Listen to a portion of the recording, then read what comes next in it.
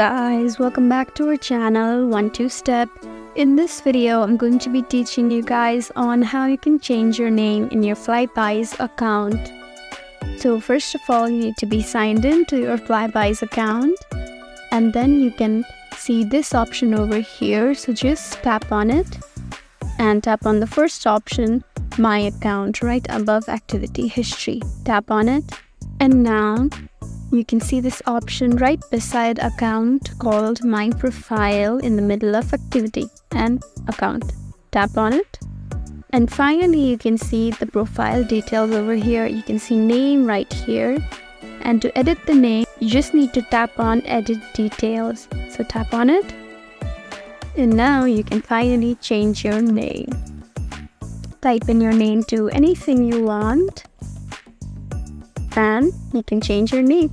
And after writing any name that you want, you can just tap on Update over here, and your name has been changed. So guys, that's how you change your name in your Flybuys account. If you found this video helpful, please leave us a like and drop a comment down below.